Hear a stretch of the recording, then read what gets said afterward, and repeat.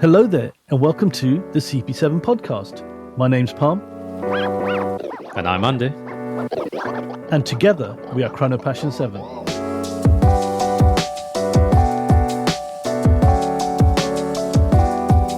Hello and welcome to another show. It's just me and Andy. It seems like it's been ages since we've done a show with just the two of us.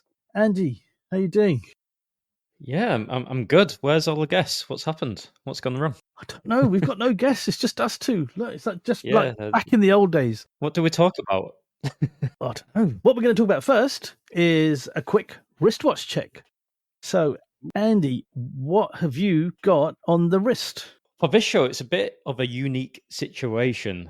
So, Alon Joseph, who is co-host with a recent guest we had on our show, Rob Nuds, for the Real Time show, and he owns Ace Jewelers, and he did a great collaboration with Frederique Constant, and he very kindly sent both me and Parm the Highlife World Timers Ace Jewelers Collaboration Edition to give it a test drive. So later on in the show, we will delve into those watches. How are you finding it, Palm? Just really briefly, before we go into the deep dive, of course. Yeah, it's a cool watch. It's nice and us both having the same watch on. Normally you're going vintage, I'm going modern, and we're both going modern. But to test drive it is very kind of Alon to send it all the way from Amsterdam as well in the Netherlands. Yeah, really look forward to wearing it, testing it out, photographing it, and breaking it down. We're going to break down a few criteria and how we found it later on in the show. Yeah, definitely. And it was really nice of Alon, actually, just got to get that in there. He actually sent you his personal watch. So I think I had one of the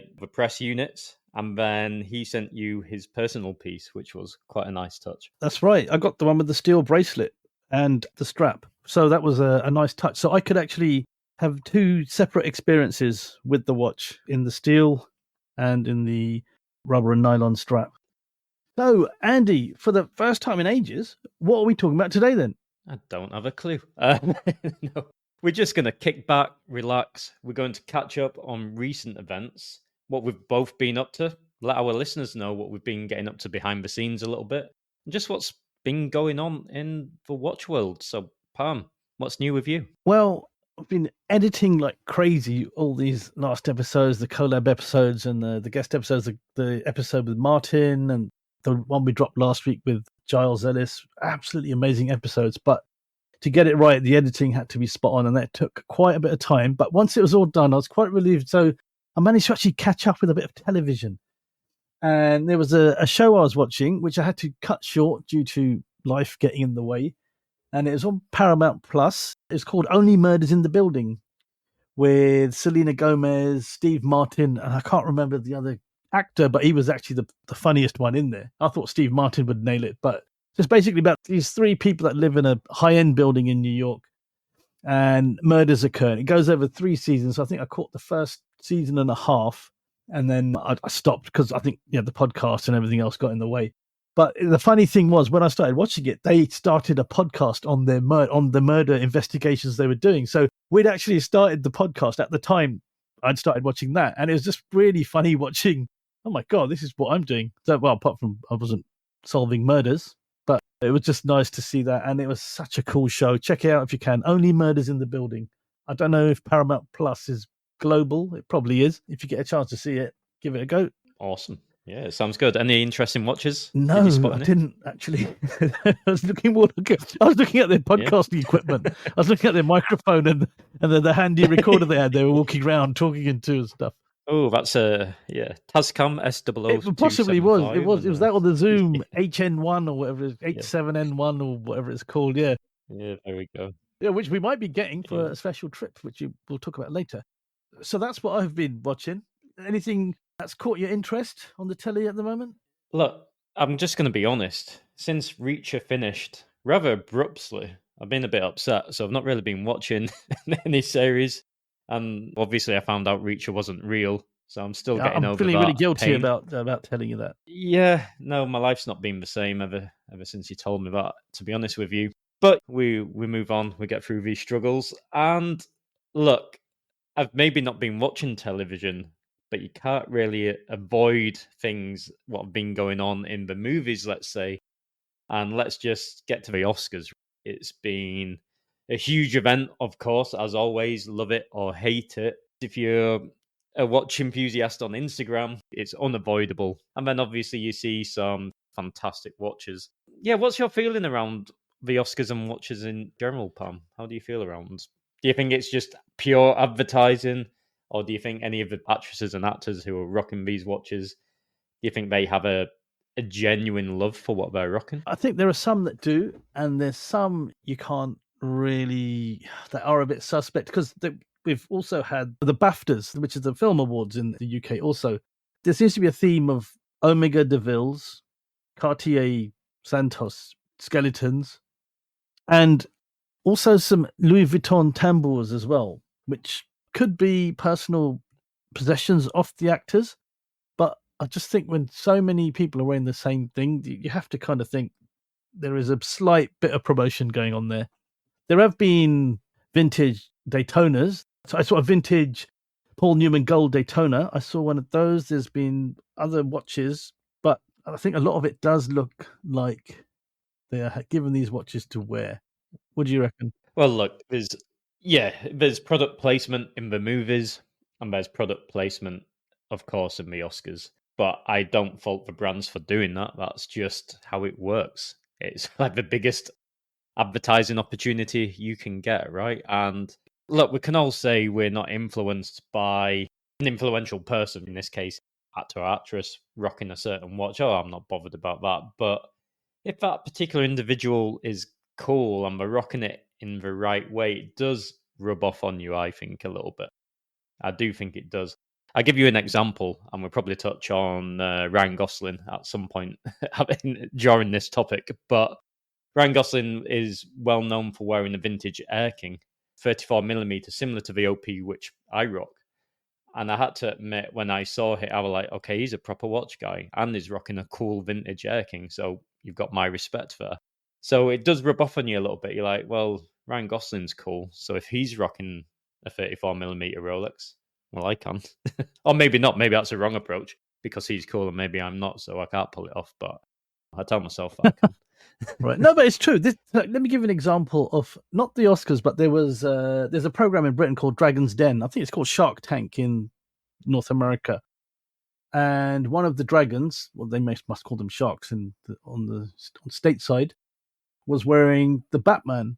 And I said to my wife that I've got that watch, and she, I wouldn't say she's completely unaware of what's going on with watches, because being married to a watch nut, has an understanding of it. To pick out the nuances is quite difficult for her, because she's just thinking these are watches, they tell the time. But that was the first time when she saw that one of the dragons, Tuka Suleiman, was wearing the Batman. I saw a slight little grin on her face. There's a slight bit of okay, that's all right. That's pretty cool.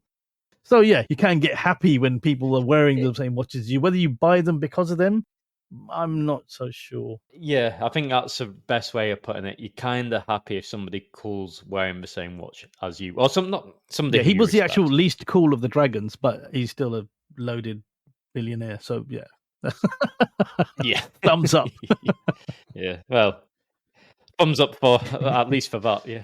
So, what were your highlights of the Oscars then? Probably one of the hottest watches, of course, Roger Federer, well renowned with Rolex. He was rocking the Le Mans, right? Which I know, Palm, is a watch which you love a lot.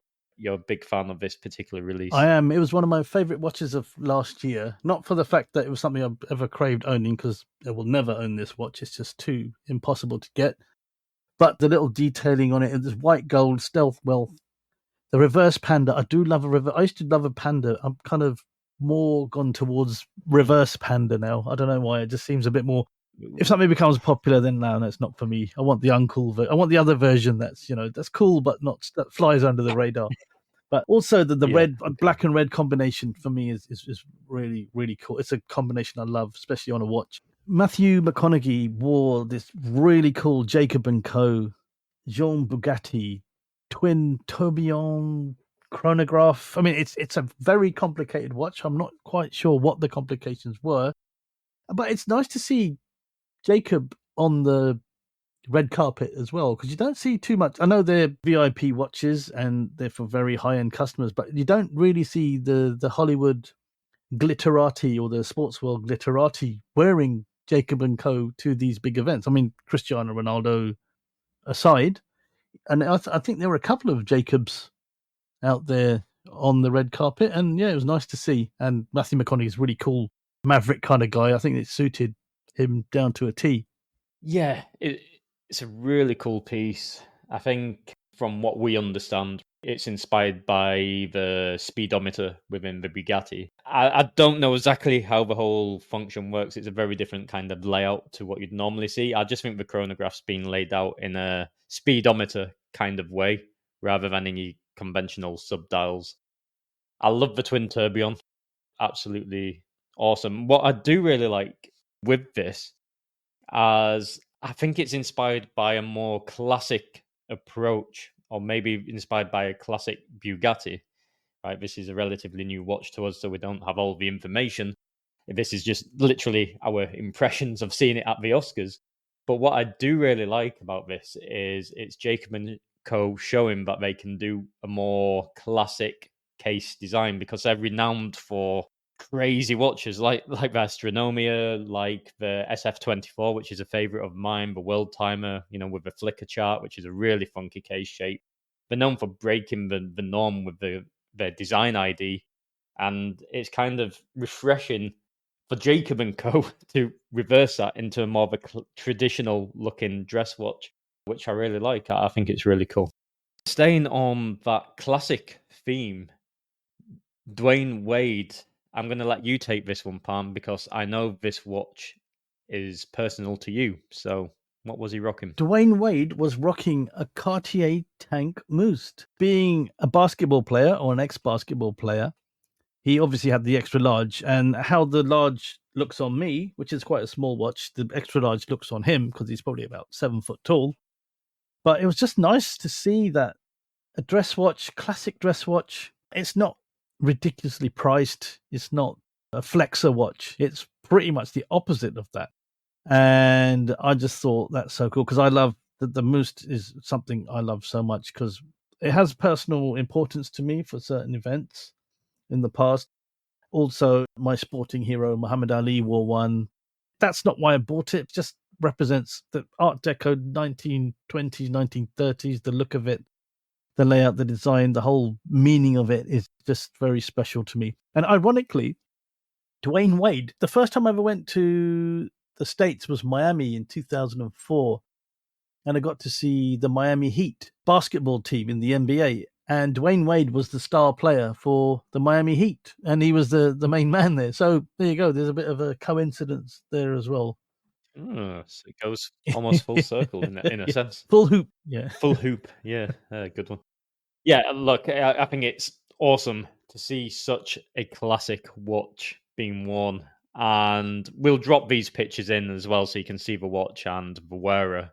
And arguably, you might not like everybody's style at the Oscars, but all credit to Dwayne Wade. I think he nailed it with a black and white tuxedo, matching the black and white dial, of the Uber Cartier cool. tank. Uber cool. Yeah. Uber cool. It's just, I don't need to, this is not to take away from any of the watches we've highlighted, like twin tourbillons, but sometimes it just shows you a watch can be absolutely excellent without it having to do almost anything other than tell you the time with two hands. So I think that's a nice reminder, and I think it's a really cool thing. That's where style plays into it, and I think that's something what's definitely what resonates with myself and Palm. We both love fashion as much as watches, and I think very much how you style it out is as important as the complication itself within the watch as well, right? Oh, absolutely. Absolutely. He wears it so well. I mean, he looks $1 million with the way he was dressed, but then with the Cartier Tank Mouste as well, you kind of think, yeah, that's just adds just a little dash of extra sparkle and class. But talking of sparkle, we're now going to talk about the winner's watch, the man who won Best Male Actor, and that was Cillian Murphy, who was wearing an Omega DeVille Prestige. Andy, I know you're a big fan of this green dial and the indices. It confuses me, this watch, a little bit. So let me tell you how do I break this down? So, okay, let me say what I like about it. I like the gold hands. Personally, I like the Roman numerals. I think the dial has a really nice texture to it. This greeny grain texture, which is really cool. Now, what puzzles me to a degree is the fact that it is a dress watch. However, it's 41mm. For me, that is a bit on the large side for a dress piece.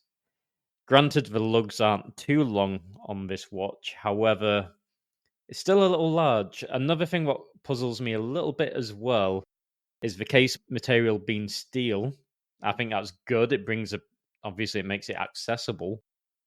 However, for the Oscars, for the Oscar winner as well, as you said, for the male category, could it have been white gold, maybe, or yellow gold? I don't know. And I personally think at 38mm, it would have been more refined. And then my last gripe, if you like, with the watch is the text on the. Again, we'll drop the pictures, but on the left-hand side, where it's basically saying it's a coaxial, something along those lines. It's so small, the font. But I just don't think it needs to be there. It doesn't need to be there. The owner knows that that is what it is. Why does it need to be printed on the dial? For me, it just spoils the whole balance of the dial, cheapens it a little bit for me. It could be on the case back or something. If I feel the need, it needs to be there. But I personally think if a watch is good, yes, the coaxial is present. Yes, it's COX certified. That's great. Stick it on the papers in the box. The owner knows what it is. Don't need to go around and saying, hey, this watch, it's kind of standard. Come on. Everybody knows most Omegas are coaxial these days as well. I think it's unnecessary. So, sorry, rant over. But, Pam, do you agree with my rant? Yeah, maybe Andy wasn't quite the fan I thought he was. I think, yes, there's certain things that... Okay, let me start now with the things I like about it. That dial is incredible. It almost looks like a material. It doesn't look like an enamel or a plastic. It looks almost like velvet, it's got a lovely velvety texture. The lugs are amazing, I think, on this as well. For 41, I'm sure this wears a lot smaller with those lugs, and I'm sure the lug to lug is obviously accordingly quite shorter. But the writing, yes, because I think this is what I was trying to figure out. What is the problem here? And I thought I didn't like the small seconds at 6 o'clock, but it's not that. There's no contrasting color to the dial. It's just plonked on there. It's because Omega coaxial. I mean, they're flexing the METAS certification with the coaxial master chronometer, but the Omega logo, the coaxial master chronometer, and the actual outside of the small seconds are in white, and the indices are in gold, in yellow gold, as are the hands, and also the date is in. The disc is the same color as the dial, but the numbers are in white, and I just think the contrast is a bit all over the place. I mean, you can have the minute track in white, which they have, that's fine, but it just flits between the two colors a bit too much, and it kind of takes your concentration away of the actual beauty of that dial. You're right. And do you think the white is so it contrasts with the steel? Like the white contrasts with the steel case. Yeah. That's fine. This is why the steel case puzzles me. Maybe it's not the case. Maybe it's gold. But then don't put the yellow gold indices in, yeah, and the hands. Don't do that. Maybe there should be steel, or maybe the indices should be white gold, and the hand should be white gold. That would be a class touch, and then keep the case steel for whatever reason. Or I'm just surprised it wasn't all white gold. Actually, thinking about it, and again, just remove that text. I never want to shout about it, but less is more. You don't see Jacob and Co. writing, dual tourbillon all over the watch because it's a dual tourbillon. It doesn't need to say it. It's obvious that it is. Or Purnell. The fastest triple axis. I was about to say Purnell as well. Yeah, they're going to scroll all over every complication they put on the watch. Triple axis. Fill up the whole dial with text. People get it. Amiga, it's fine. Just refine, keep the refinement in your watch, and it's classier. Yeah, sorry, rant over. Anyway, that leads me to Taylor Zakhar Perez, and it's great to see Vacheron Constantin at the Oscars. So the watch he is wearing, and me and my French pronunciation, so I'm going to keep it Very simple. It's a Tradition Tourbillon retrograde date open face. Okay, and now there's a bit more to the tradition, but it's in French pronunciation, so I'll do myself the justice and just say it's tradition. I don't know how to read it so well. There's so much going on. There's so much contrast going on with this piece, but it's just high horology at its finest, right? Like for our listeners, this is literally live reaction, so we've not. We just want to catch up, cover what's happened at the Oscars, and this is literally we're sharing our first impressions with you as we're formulating them in this recording. What do you think, Parm? I'm so happy Vacheron made it again to the red carpet, like Jacob did, because this is pure luxury, but this is high-end watchmaking. This is Trinity brand. You don't see many Trinity brand high complication watches on the red carpet. It does look a bit busy, and you do kind of wonder what's going on with it, but it is a Traditionnel tourbillon retrograde date open face. The tourbillon is absolutely amazing because when Vacheron do a tourbillon, that Maltese cross in the middle is just a work of art. You can almost hear classical music playing when you just look at it. It's just something so special about it. First bit of high horology we've seen on that red carpet, and I love it. No, amazing. Pure class. Pure class. Something that's a bit less high horology and a bit more traditional with a slightly funky little twist. Andy, you took a bit of a shine to this one, didn't you? To be honest, it's great to see Tag Heuer on the red carpet. Ryan Gosling, of course, is a cool guy in general, right? He's regarded as, I think, so, maybe not after playing Ken, I'm not sure. What I really like is the gradient to the dial. So it's got that kind of crystallized texture on the dial, which I thought looked really, really cool. And I just think it's cool that Tag get a bit more spotlight. I think they deserve a little bit more love. I think it's a cool looking watch. I think it was appropriate for Ryan Gosling for what he was planning for this show. And yeah, I think it's a nice touch. I think it's a cool watch. I do like it. I think the lug shape as well is very nice. It's very smooth. It flows well with the curvature of the case. It all just kind of flows together. You get a pop of color with that pink rose gold and the Tag logo. And the great thing, something what's famous with Tag Heuer, with many of their pieces, again, a pet peeve of mine is over branding dial, over text in a dial. And on this, they've kept it quite clean. And yeah, I actually really like this one. I think it's cool. Do you agree, Pam? Do you like it? Or have I lost my mind with this one? I like it. I think this is one of those product placement type ones. With a Tag, I can't imagine Tag Heuer being the choice of Ryan Gosling, but it's a nice watch. It's got diamond indices. It's got a very interesting textured dial. I think it's got a pink gold crown. Yeah, it looks. I think it has. It's a pink gold crown. Yeah, sorry, I said rose. I think it's actually pink gold.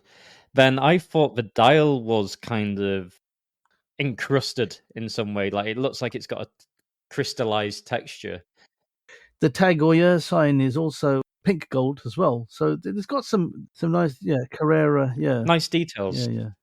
It's a cool piece. Is it Hollywood? The baguette diamonds give it a bit of Hollywood sparkle with that pink gold and with the pink Barbie Ken connection. I guess it all makes sense. So the last one was Simu Liu. So Simu Liu was wearing a Jacob & Co. So it was another Jacob & Co. on that red carpet. This time it's The World Is Yours dual time zone. Now, this is something we saw when we were at Geneva Watch Days and when we did our interview with Benjamin Arabov. And we had the watch, we tried it on, we photographed it, we spoke to him about it, we talked history, legacy, and Scarface with him. I just think it's nice seeing this, having seen this for me personally, and then seeing it here in this context. It's what makes me happy doing what I do with the podcast and getting into this whole watch world game. What do you reckon, Andy? Yeah, I couldn't agree more. It's kind of a weird connection when you see a watch, especially when we see a watch when it was released. You know, we saw it when it was released at that specific point in time. And it could have even been the prototype at that stage, just for that Geneva Watch Days event. And it's just great to see then later down the line them making it to the red carpet, these pieces. I think it's awesome. I don't need to say anything about the piece, to be honest. There's the episode with Episode Benjamin. 3. Check out There's- episode 3, listeners. It's all about this watch and Benjamin Arabov and Jacob and Co. Yeah, exactly. So it's all in there. Yeah, cool. So one wild card that we picked out was called Jefferson, who was winner of Best Adapted Screenplay for American Fiction, and he wore the newly launched Speedmaster Moonwatch with the white dial. Now, if you haven't heard about this watch, you must have been living in a cave, because it is just everywhere. It's splattered all over social media, literally, because it's just everywhere. So he wore that. It was nice to see that at the Oscars. And it also gives us a nice segue in to talk about that new release. This was not the biggest surprise from Omega, because Daniel Craig did hint at this last year at an Omega event. He was seen with this on his wrist, a photo which managed to capture one shot of him with this peeping out from under his cuff. And it sent the internet mad, sent everyone crazy. And it's finally been released. Apparently, it should have been released a few months earlier, but due to production concerns, Omega wanted enough to be able to sell to all of the people that want them in the initial drop. So that was delayed by a couple of months, and now it's out. And I've got to say, I am impressed. I can't believe we're going into Rolex territory with just a simple dial change. But they've smashed it out the park. What do you reckon, Andy? It was funny, right? On the day of release, that Instagram also went down, and there was a bit of a joke like, did the new white Speedy metal Instagram? Quite possibly. I'm sure Amiga would love that claim, but who knows? It's great. They nailed it. They did nothing wrong. They did everything to perfection. It would have been hard to mess this up. Things can happen, but what I like, little subtle details which I like, is on the second hand, the red tip. And I like the red font of the Speedmaster as well. I just think it looks great. Love how the dials kind of recessed as well, the subdials. And there's no like outer border. It's just clean. It just flows into the dial. And yeah, it just looks like there's a lot of depth to the dial, which I really, really like. And I'm a fan of a white dial. And I know Parm probably even more so than myself, is just such a fresh, crisp look. A thing for me is I've always been a huge fan of the Alaska project. I've always loved that watch from Amiga. Again, being another Speedmaster, having some really fun chronograph hands with this like kind of triangular boy kind of shape to them. I've always liked that. I've always thought it was really cool. And when it just really caught on, it went to crazy money. And that was probably one of the most coolest professional Speedmasters you could get with a white dial. And now here we have it, with a classic sapphire sandwich. Plus, it's only $100 more for the change, right, from the black. And where does that come in on cost? Well, it's the white lacquered dial, and then it's the polished applied indices as well, which are darkened. And I just think it really adds to the overall look of the piece. And I think, personally, it justifies that $100 markup versus the black. Yeah, for me, it is a winner. Yep. I think that is spot on.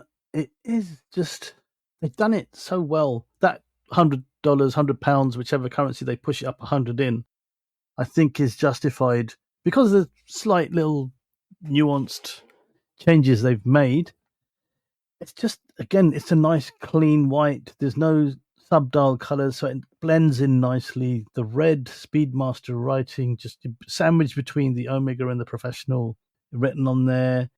And one thing that they potentially faced criticism for was the aluminium tachymeter bezel, but they stood by it. It wasn't ceramic. A lot of people probably thought moving forward ceramic was the way to go, but no, they stuck to their guns and stuck to their heritage and kept it in aluminium. So to me, this is the perfect complement to my Great White Seamaster, the only difference being the ceramic bezel. And I just think the way they've done it, it's just yin and yang. I'm not yin and yang, it's yin and yin.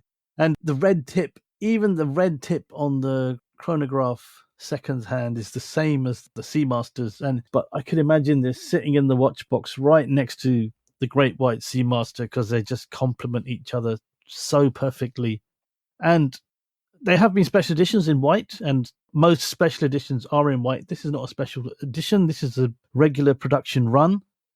But it's just almost when you're on the fence, do I want a Speedmaster? Do I not want one? Is the design of it just not for me? I think this pushes you over to the side that, yes, it is. It just go out and get it if you can, when you can. Because I think if you want a Speedmaster and you're not sure, I think this one is the one that'll probably tip the balance for me, at least, anyway, if not yourselves. Yeah, totally agree. I personally as well like the aluminium bezel, but that's maybe me being a bit of a vintage nut as well. So I like that the watch will develop character.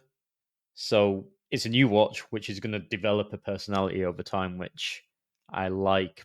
This whole trend of making watches kind of scratch resistant and indestructible to decay is maybe feels a little too clinical for me in some They areas. call it I like modernizing a watch.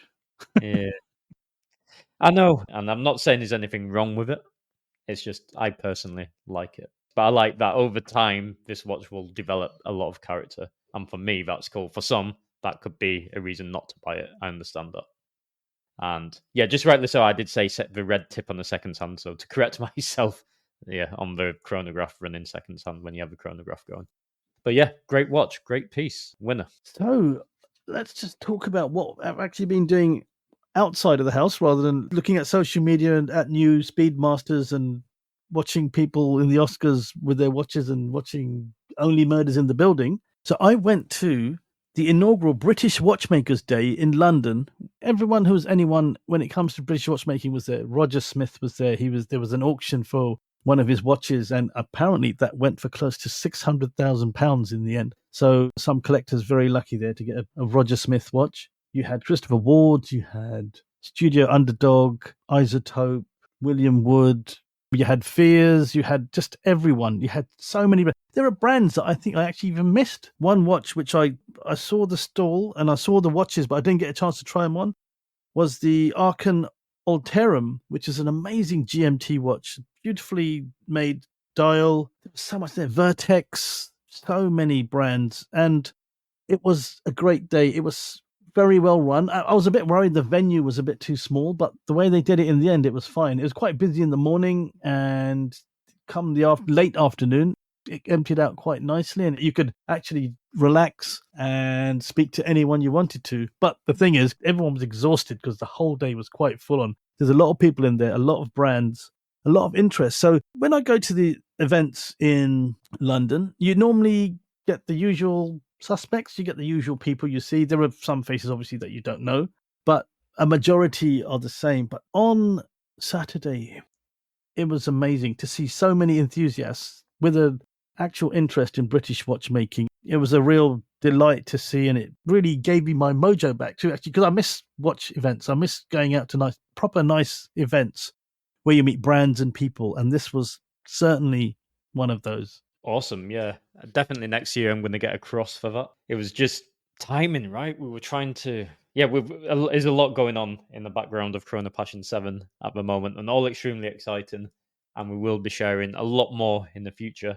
But yeah, it's just been crazy with show planning and scheduling and bit of an oversight. But yeah, next time, now Parm scouted out the show, we know it's fantastic, then we'll definitely make it happen next year and try bring some live coverage. It sounds like it's absolutely hectic, so I don't know what we're able to do as in terms of live coverage, but we're able to do a dedicated show next year for sure anyway on our reflections, if nothing more, right? So yeah, we'll definitely do that. But Pam, just before we move on, what were highlights for you then? So let's say top 3 brands, which surprised you the most and which lived up most to your expectations? The brands I liked the most, number one was Fears. I just think Nicholas is doing an amazing job. The Redcliffe 39.5 date was released. Got to see that, got to see all the Fears range. There's been a lot of controversy about that watch, but that's for another show. But the heritage is there. I think Fears has got heritage as well, which is really nice. I liked Isotope. Jose Isotope was amazing. It was really cool to see what he's doing. Really nice watches, really different watches. The thing with micro brands and independent brands is they can do something different and no one's going to go nuts. They're not going to get death threats because they change the color of a dial or something, or they change the shape of the hands. They can do what they like. And I think Isotope do something so fun and fresh. And again, that was one brand that I really liked. Number 3, gosh, there were so many. William Wood, they did a fire exit watch, which was quite funky, actually. Check out our Instagram. We put a reel on there this week. There's an animation at the back if you shake it, and it spins around like those flick pads when you draw someone running, and each page flickers. And that was an interesting watch. Fera were very good. Again, a very underrated brand, Fera. Yeah, those were my picks. Also, one of the biggest highlights was meeting Giles Ellis from Schofield, who was a guest on the show in our last show, and a fascinating man. He was absolutely run off his feet, and I can see why. Schofield watches are so popular. I mean, you had Watch Gecko interviewing him on camera, and he got his own special focus section by the looks of it. The funny thing was I went up to grab a sandwich and a drink, and I sat at the busy food area, got a seat at a table. One of the gentlemen who sat down next to me just started talking about watches, and what was he wearing on his wrist? A Schofield. And it was like, my God, wow, what are the odds? I said, we've just actually interviewed Giles on the show. And he was like, okay, I don't even like watches, he said. He said, I wear an Apple Watch, but I loved Schofield so much that I wear it as almost as jewelry, because it just said, I love what Schofield are doing. And we may have a new listener. You never know, because I gave him the details of the podcast, and he said to listen out for that show. And a really interesting guy, really nice guy. Not the biggest fan of wearing what he said, but he was definitely a big watch fan. Really quite a coincidence, I thought. Excellent. Yeah, I'd love to see Schofield in the metal. The more I study the pieces, especially after the recent show and learning about how much Giles puts into the pieces, it's just, yeah, I really want to get a hands on. They look incredible. I can really see when he talks about the amount of innovation, what goes into the case design. You start to see it once it's been explained to you. That's definitely a brand I want to get a hands on with. And Isotope, I don't know why I keep missing them. Like literally we've been at shows where we've been there, but they're so popular, we've just not been able to find that window. I think that will change after Saturday. I do, yeah. So watch his space. Awesome. It sounds like a fantastic event. And as I say, I'm really looking forward to next year. Yeah, so talking about trying on loads of watches, I hear, Andy, you've been given a few to review yourself. Yes, so maybe not as exciting as going to the British Watchmakers show, which is definitely getting a few loan watches, helped soften the blow of me not being able to make it, let's say.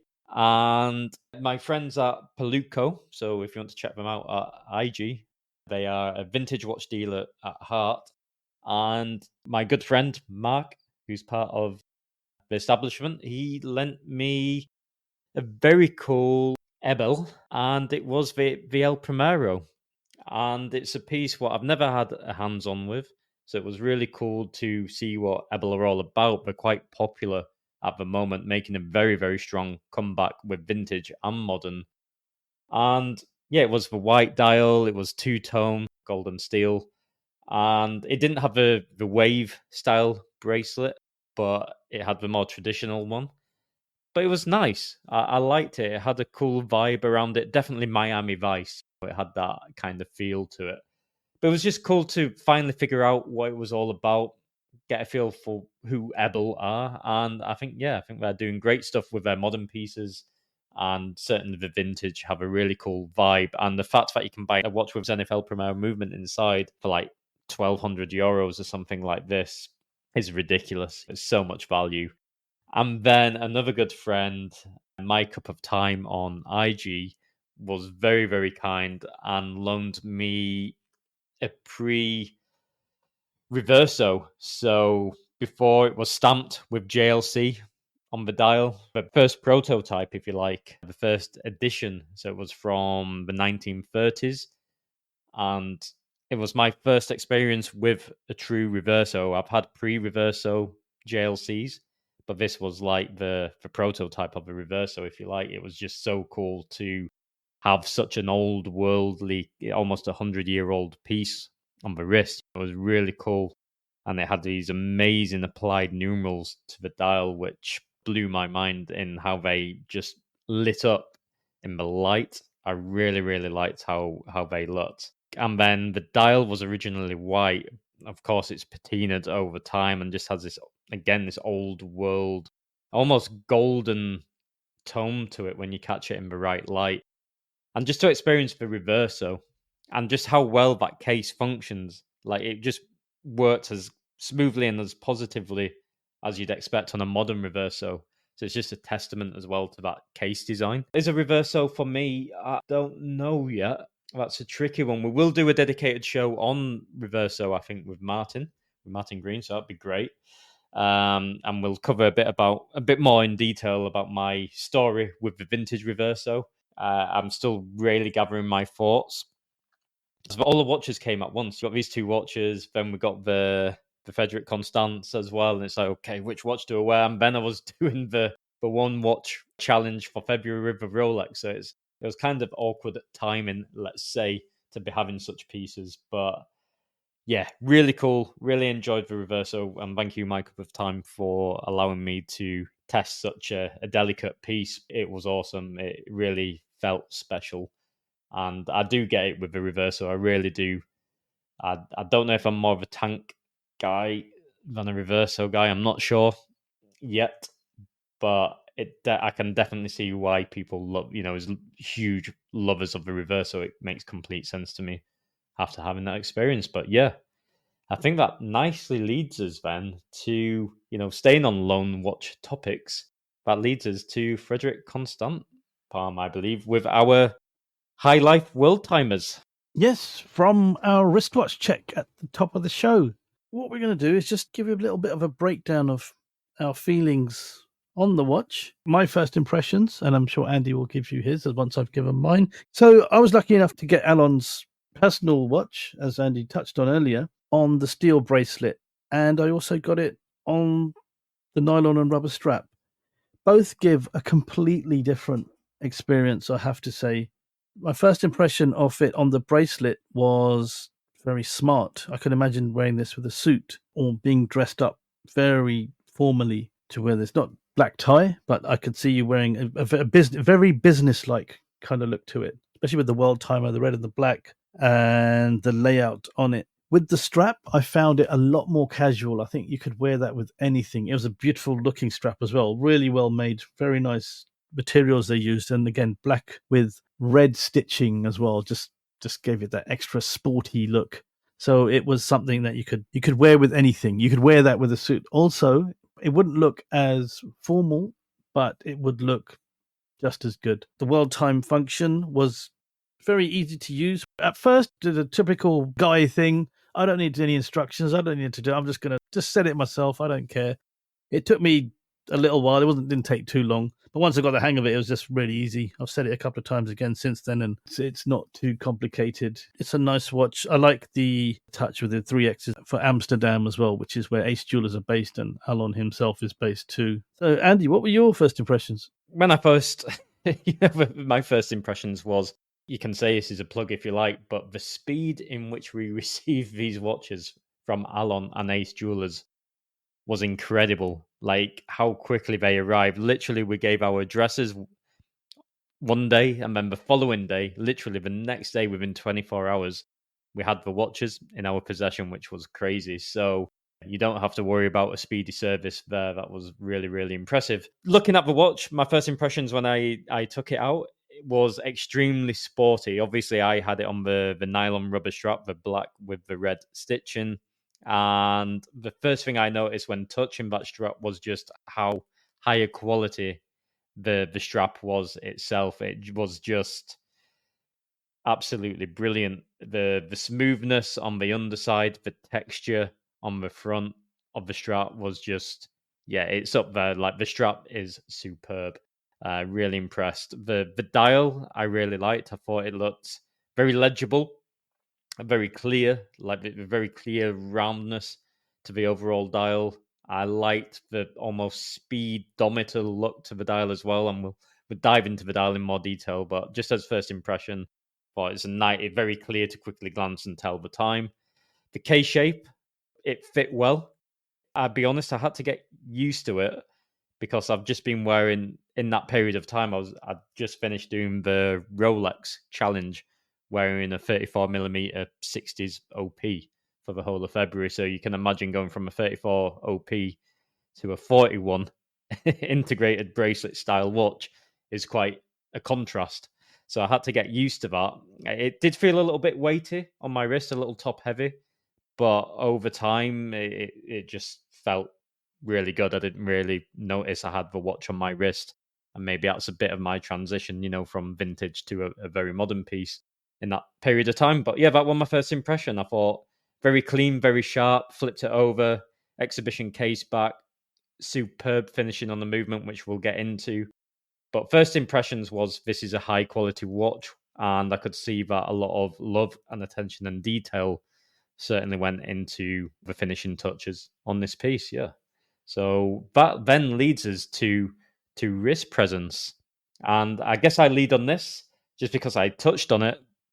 Wrist presence, again, because of the case shape, with it being a cushion shape, and it has almost a curvature. Well, it does have a curve. It has a slight curve to the case, and we'll get this in the pictures. It kind of, yes, it is a larger scale watch for me personally at 41.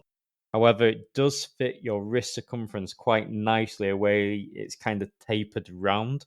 They've done that extremely well. So wrist presence is good. If you're looking for a watch what doesn't get lost on your wrist, also you don't need to worry about that. So yeah, I was impressed with it. It had classic design touches. I think Parm would agree, almost a Rolex-esque to the side profile on the presence side of things, how it looked on the wrist in certain angles. But yeah, it felt good. It did feel good. The only thing I will comment is it, again, for me personally, I felt a bit of weight to the watch.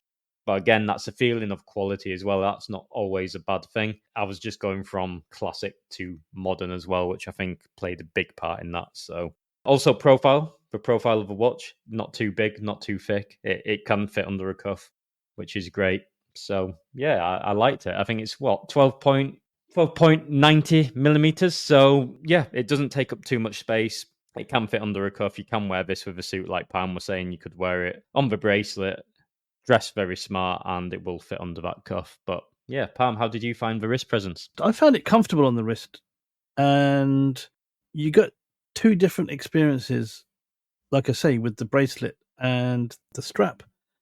I would say definitely has that Rolex Datejusty Daytona-y case on the side profile, from the side profile, not from the lugs. They're very different from the lug side, leading into the case. But again, it's an integrated bracelet. It kind of reminded me a bit of the Vacheron Constantin Overseas, just the way it had nice and smooth visual cues to it, especially on the bracelet. With the strap, you kind of got to see the shape of the case.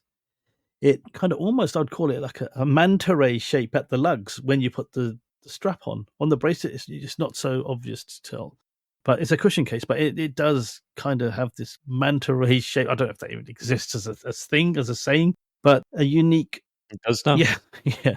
It's got a very unique shape, I think. I've not seen a shape like this on a case before, and it sits very well. The one thing, though, about wrist presence, though, I remember when I was wearing it, I didn't think it looked overpowering, but when I photographed it on my wrist, it did kind of look large, and I just thought, I don't understand why. I think maybe it sat a bit higher because I have quite thin wrists width-wise, but tall, so that it may be the shape of my wrist. So I've got 7.1-inch wrists, and they're not fat wide ways, they're fat tall ways. So maybe that was something to do with it. But that's one thing I did notice when I photographed it on my wrist.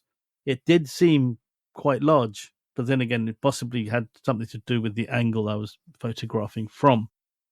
On the bracelet, though, that wasn't the case on the bracelet, which is interesting. Maybe that pushes it up slightly and gives it that extra heft and size. But that was my key wrist presence observation. A nice watch, though, on the bracelet and on the strap. On the strap, you don't know you're wearing it, but with the bracelet, it is quite hefty, quite heavy, I'd say. It almost felt precious metal at one point, like a precious metal watch. And that's how I found it on the wrist. So at 41 millimeters diameter, 12.9 millimeters in height, I'd say those dimensions are pretty good, pretty spot on. So I've also covered off the fit and feel for me. So, Andy, what are your thoughts on how that fit and felt? Yeah, I think you summed it up relatively well there. I guess fit and feel also comes into the overall pleasing aesthetics of the finishing. So I'd say the brushing on, I'm going to use Palm's terminology on that manta case shape. Manta ray, was it? Yeah. I can see what you mean there. I don't know if it is a thing, but I can visualize it when you say it. So I think you should trademark that if it isn't. But yeah, the brushing is superbly done on the case, and these are like pleasing details when you start to wear the watch, when you start to get a feel for the watch. You start to pick up on that. Obviously, the first thing you're taking in is the dial. You're taking in little details, what go into it, right? And I think we're going to touch on that as well on the dial when we talk about how the dial layout and the detail on the dial. But it is very pleasingly finished. You can see it's done to a very high degree. I agree with what Palm said there as well, with it almost feeling like a precious metal on your wrist. And that's certainly a compliment, I would say, to a degree. It's not saying anything bad. People like a heavier watch as well. They like to feel that the money on the wrist somewhat. And I don't think there's anything wrong with that. And as I said, over time, it just feels extremely comfortable and you get used to that additional weight. And again, it depends what watches you're wearing in your collection, if you even feel it. It just depends. I also agree it's got a Nova Seas-esque vibe to it as well. It's a very unusual shape. It's definitely unique. The curvature on that ray, like, if you like what Palm was saying earlier, kind of this aggressive curvature to where the lugs enter, to the cushion of the case. And it's got character. That's what I'd say. It does have an aggressive looking character to it, a very sporty feel, I'd say. And yeah, I'd say that's the fit and feel. In summary, it just feels very solid. It feels like it'd be a solid daily workhorse to wear and a very sporty watch, what you could just rock and know that it's not going to let you down. So then I believe that leads us nicely into dial layout, right? And I'll touch on the dial very, very quickly, and I'm going to let Pam get in on this. But as I say, when you start to look at the dial in more detail, you have this, you have your 24-hour ring, and you've got half of the ring what's highlighted in red, which highlights your later hours of the day or the later portion of the day. And then obviously the white is in for representing, the start of your day, the morning. And I like it. It definitely reminds me of a Speedo, and I think probably Palm even more so. You got a really cool shot in your car, right, with this one. I think we'll probably add that to the IG, but it's definitely got that speedometer, that race kind of feel to it. Other subtle details what I liked was the Guilloche-esque. I don't believe it's Guilloche, but on the date subdial, it's got a very nice kind of spiraling pattern, and what's a very subtle detail around the main dial, the main center dial, is it's got this kind of serrated edge all the way around it, what flows very, very nicely into the date wheel, which I really like as well. One thing, what I would say, and I know Palm echoes this feeling, is you do have a bit of an obstruction, right, with the date wheel. That was one thing what I didn't pick up on straight away. But if you did want to know certain accuracy of time of a certain country, and to be honest, I noticed it. I don't know about you, Palm. I was setting the time at one point, and it was a little tricky to get it to the exact minute if it was at that half past segment, because in general, it's not a watch what you can set. So you've got your main ring. So you've got that 24-hour ring where you can set your minutes to it. You don't have a minutes track as such, but you can get some degree of accuracy there, but it gets a little lost at 6 o'clock. But I don't think it takes anything away. It's just a sacrifice, what they probably consciously knew they were making when doing that design element. But yeah, how did you find it, Palm, the dial? Details and finishing. So if you are in London or Amsterdam and you want to know what the time is on the other side of the world, it's not going to be possible because it's hidden by the date dial, which is a shame because it's a very good looking watch. It's well designed. I think you can't have everything. It's a really good watch. I think it ticks so many boxes. And I'm actually going to conclude now, give my concluding thoughts also. I think for the price point that Frederique Constant is always competitive with its price point. In US dollars, it's $4,295. which in pounds, you're probably talking 4,000, maybe just above or just under. And to get a world time watch with integrated bracelet and a strap, I think that's incredible value. So if you are on the lookout for a world timer, I would say you can't go too wrong with this one, because at the price point, it's incredible. It feels nice. It looks good. I think they could brighten it up a little bit, but I get it. The whole Amsterdam thing, the 3 red crosses, it's designed with a purpose, and that's why it's designed this way. Andy, what are your concluding thoughts? So yeah, we did write down so many categories, but at some point is blurred lines, and I think we've realized we've got into the blurred lines of all just kind of flowing together, right? So just to wrap it up for me personally, I think it's an excellent value watch. I think it's brilliant. Just touching on the movement very quickly, it's an in-house movement, right? The 718, it's a 4 hertz movement. It does feel like a workhorse. Like, I had this sat for a day when I wasn't wearing it and it wasn't fully charged, so it had stopped.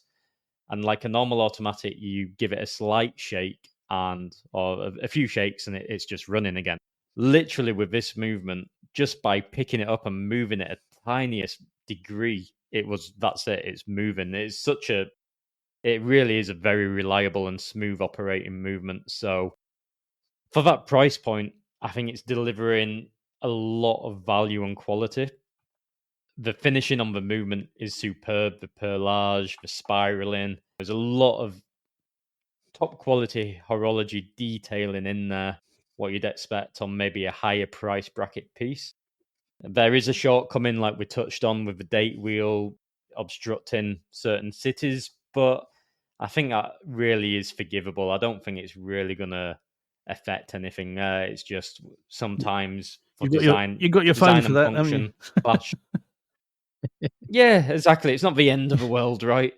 It's a really good looking watch. Like, if I've got to give one small comment, and it's only that I'm thinking it, if you removed that date wheel and then had a date window instead, like a larger rectangular date at the bottom, that would have fixed that issue and it might have looked quite nice. I'm trying to visualize it, but I do love how it looks. I do think it looks great.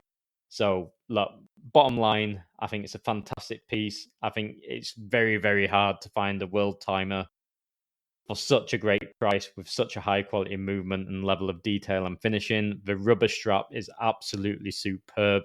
Star of the show for me as well was just how well made that was, and overall, just the overall quality of the piece. So, like Cole watches, not every watch is for everybody, but I mean, I think it's a superb piece. And if you're looking for a modern daily world timer, I'd seriously recommend checking it out. I think it's a superb piece overall. Yeah, I was impressed. Yeah, I was impressed. I got to agree with you there. And I didn't touch on the movement, but the gold rotor with the nice engraving in it as well with Frederique Constant, the detailing is that was a nice touch with the blued screws also. But that's all we are going to talk about today. So, Andy, would you like to see us out of the show? So, to round up, I think it's been great. It's been so nice to just chill out and have a bit more of a kicked back show.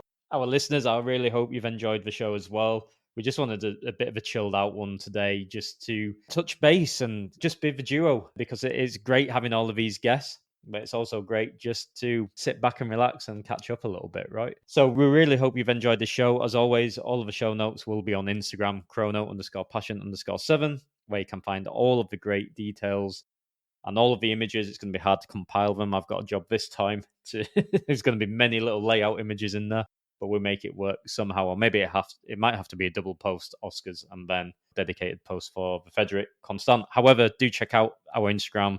There is already many pictures on there of the Frederique Constant. I will say that, so you will be able to find it very easily. With that said, I'm going to say hasta luego from Barcelona. Just in case some of you forget, I'm based in Barcelona. So yeah, I'm going to get back to the sunshine. It's crazy here. It's like spring already. We're hitting the 20s. That's it. I don't feel like we've had a winter. It's absolutely bizarre, but I've literally been going out in like cotton shirts over a t-shirt. I've not needed to wear a winter jacket. Yes. Maybe 3 days out In of the whole UK, our winter. heart That is bleeds for you, insane. Andy, with your 20 degrees in the winter.